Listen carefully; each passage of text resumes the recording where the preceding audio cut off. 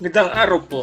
Ako po si Ginong Sagun mula sa mababang paralan ng Subic, Baba, Agoncillo, Batangas. Hiyain na ang mga kaibigan at ipasyal mo sa magagandang anyong tubig sa Pilipinas. Handa ka na bang sisirin ang lalim ng dagat? Tara na! Ang bansang Pilipinas ay nagtataglay ng likas na yaman. Isa na dito ang mga anyong tubig. Ang anyong tubig ay parte ng mundo na nagtataglay ng tubig. Kadalasan tiyatakpan nito ang daigdig.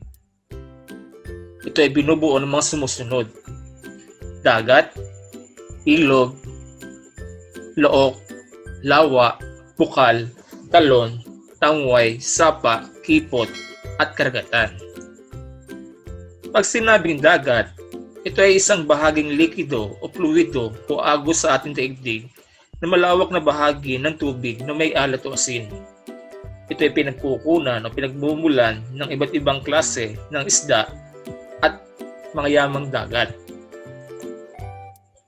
Ang ilog, ito ay isang malaking likas na daan ng tubig.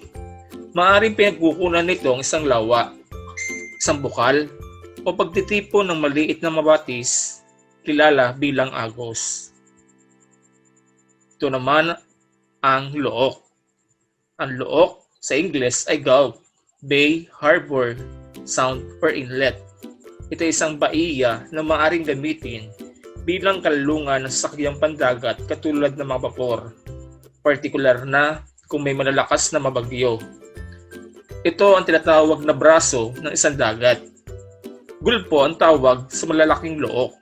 Kaugnay nito, tinaguri ang kalookan ang pinakapanloob at kurbadang rehiyon ng isang gulpo. Ang sumunod naman ay lawa. Ang lawa ay isang katipunan ng tubig na hindi umaagos katulad ng ilog. Pagkos ay napapalibutan ng lupain. Karamihan sa mga lawa sa daigdig ay tubig tabang at halos lahat ay matatagpuan sa hilagang hemispero. Tinatawag naman mapanloob na dagat ang mga malalaking lawa. May mga lawa din na sadyang ginawa para sa paggawa ng malakas hidroelektriko, mga gamit pang industriya, pang agrikultura o upang pagkunan ng tubig. Ang sumunod naman ay bukal. Ang bukal ay isang anyong tubig na karaniwang pinagliliguan tuwing tag-init. Tinatawag din itong hot springs. Ginagawa itong panggamot sa ilang karamdaman at sa rayuma na ng matatanda. Ito naman ay tinatawag na talon. Ang talon ay mga daloy ng tubig mula sa isang mataas hanggang sa mababang bahagi ng isang puok. Nabubuo mga ito kapag dumadaloy ang tubig mula sa isang lugar na matititigas na mabatuhan patungo sa mas mabubuwag o mahihinang uri ng lupa, yelo o bato. Ang sumunod ay ang tangway o tinatawag nating tangus. In English, peninsula, cave, or promontory. Ito ay isang lupa na papaligiran ng tubig sa tatlong sulok.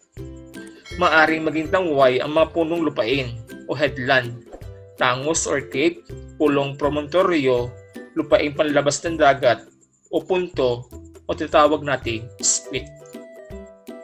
Ito naman ang tinatawag na sapa. Ang sapa ay maliit na anyong tubig at kadalasang natutuyo kapag tag-init. Ito naman na parang S, ang tawag natin dyan ay kipot o kakiputan. Isang makitid na lagusan ng tubig sa pagitan ng dalawang mga pulo. Itong bahaging ito ay tinatawag na karagatan. Ay ang pangunahing bahagi ng anyong tubig at prinsipal na bahagi ng kalawakan ng tubig o hydrosphere.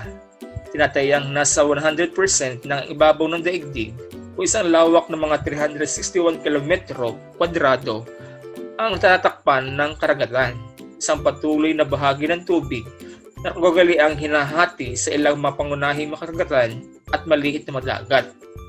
Ang mga halimbawa ng makaragatang ay ang Karagatang Pasipiko, Karagatang Atlantiko, Karagatang Indiano, at Karagatang Antarctica.